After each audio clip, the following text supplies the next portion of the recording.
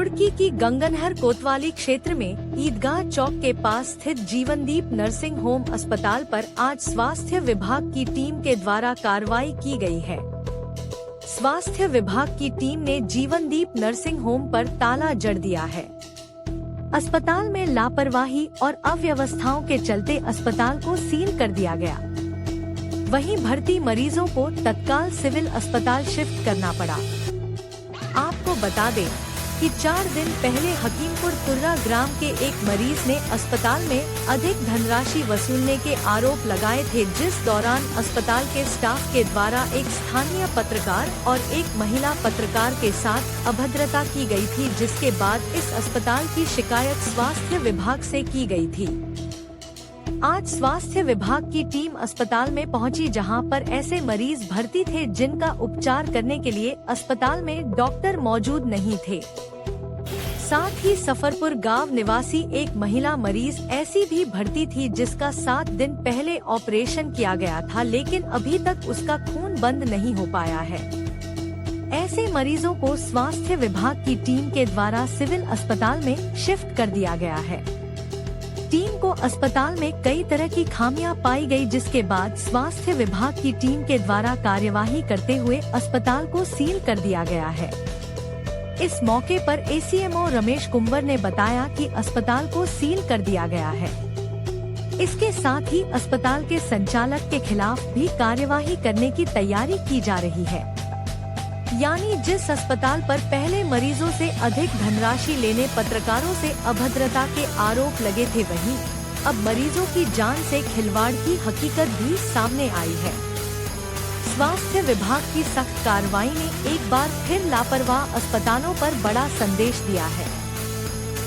क्या नाम है आपका? मेरा नाम आबिद है। कहाँ के रहने वाले? सफरपुर के रहने वाले सर। क्या हुआ यहाँ? सर हमारी भाभी पड़ी है यहाँ पे। अच्छा। और उसका 1 हफ्ता पहले ऑपरेशन हुआ था। किसने किया था ऑपरेशन? उन्होंने कहा डॉक्टर ने। क्या नाम डॉक्टर का? डॉक्टर नाम ने बताया था, छोटा वाले भाई को बता दी। अच्छा। उसका खून अपने कहीं रुका दी। ब्लड अब तक रुका नहीं? नहीं रुका नहीं। ये कल भी मैं बात करके गया था डॉक्टर से। डॉक्टर ने कहा छुट्टी भी कर दी थी। डॉक्टर साहब से मैंने बात करी आकर, और डॉक्टर साहब ने बताया छुट्टी आपने करी। अगर भाई ने छुट्टी दिवाई, कहना छुट्टी हमने करी थी। मगर जी कोई दिक्कत हो दो, कहना कोई दिक्कत नहीं। इस टाइम मगर ये दिक्कत क्या क्यों आ रही? कहना से जुम्मेदार के हमें जी। कितने पैसे मांगे थे आपसे? कितने पैसे दिए? एक लिखित शिकायत आई थी यहाँ पे कि इस अस्पताल में कुछ अनियमितता चल रही है, तो हम यहाँ पे जो हमारा रूटीन होता है उसके दौरे पे आए थे। जब हम यहाँ पे आए थे हमें लगभग 20 मिनट तक कोई मिला नहीं, और उसके बाद जब हम यहाँ पे आए तो देखा कि यहाँ पे जो क्रिटिकल पेशेंट एडमिट थे और उसके अलावा जो यहाँ पे ट्रीटिंग डॉक्टर्स थे वो स्पेशलाइज नहीं थे। तो अब जो पोस्ट ऑप के पेशेंट रखे हुए थे उनको जो मैंने बयान कराया तो उनका ऑपरेशन किसी मेल डॉक्टर द्वारा ही किया गया है। और मुझे जो ट्रीटिंग जो डॉक्टर्स से या यहाँ के डॉक्टर जो बता रहे थे उनकी बातों में जब हमने सवाल उनसे पूछे तो कुछ भिन्नताएं पाई गई, इसलिए हमने के डॉक्यूमेंट्स चेक करने चाहे तो अभी डॉक्टर साहब जो क्लिनिक के ओनर हैं वो पूरे डॉक्यूमेंट्स अभी हमें शो नहीं कर पाए हैं, तो अभी इसी पे कार्रवाई हो रही है। कितना सही मानते हैं? तो नहीं है, पर ये दोनों बिल्डिंग शायद रेंटेड है। हमने पूछा तो ये रेंटेड जा रखी हैं। तो अब इसमें ये होता है कि एक्चुअली ये किसी की रेंटेड है तो उनकी प्राइवेट प्रॉपर्टी है, तो उसमें हम कुछ कह नहीं सकते, क्योंकि हॉस्पिटल का बिल्डिंग कोड तो अलग होता है। जब आपके विभाग के बिल्डिंग कोड के हिसाब से तो खैर हॉस्पिटल ऐसे नहीं बन सकता, क्योंकि पब्लिक प्लेसेस होते हैं और ये तो हॉस्पिटल का एक अलग सा एंट्रेंस होना चाहिए जो मिक्स नहीं होना चाहिए किसी भी पब्लिक प्लेसेस या जहाँ पे जाना, क्योंकि इन्फेक्शंस के चांसेस बहुत हो जाते हैं फिर जो भी मरीज आते हैं। सर ओटी कौन करा रहा था? क्या रजिस्टर? हमने जितने भी मरीज यहाँ पे एडमिट थे तो उनसे उनके बयान दर्ज करा लिए उनके, तो जैसे जैसे उन्होंने अपने बयान दर्ज करे उसमें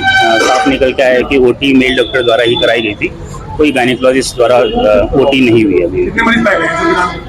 अभी फिलहाल तो 7 मरीज पाए गए यहाँ पे, और क्रिटिकल पेशेंट भी है। उसमें क्रिटिकल पेशेंट भी एक हेड इंजरी का पेशेंट है जो कि इस तरह की फैसिलिटी में ट्रीट नहीं हो सकता है। इन सबको हम इसलिए civil hospital post of care के लिए भी जो पेशेंट्स है बाकी उनको वहाँ पे शिफ्ट करा रहे हैं। सर इससे पहले नहीं कर सकते, इसलिए इनके विरुद्ध कार्रवाई की जा रही है। सर इससे अभी मेरे ख्याल से इसकी तो मेरे भी संज्ञान में है कि पहले किसी डायमंड नाम के हॉस्पिटल से ये चल रहा था, अब पहले सील भी हुआ था, तो उसके बाद हो सकता है देखेंगे इनकी रिपोर्ट में, इंस्पेक्शन की रिपोर्ट में कि किस तरीके से इसको दोबारा से लाइसेंस दिया गया नाम बदल के। बाकी अगर आगे से ऐसा अगर होता है तो स्वास्थ्य विभाग इसमें जरूर गंभीर रहेगा और ध्यान देगा कि इस प्रॉपर इंस्पेक्शन के बाद ही वैलिड होता है। सर बहुत हॉस्पिटल 20-20 साल से चल रहे हैं। नहीं, अस्थाई जो रजिस्ट्रेशन होता है 1 साल का, उसमें वो होता है, प्रावधान होता है, और 1 साल के बाद उसको परमानेंट रजिस्ट्रेशन दिया जाता है, 5 साल के लिए दिया जाता है फिर उसको, फिर 5 साल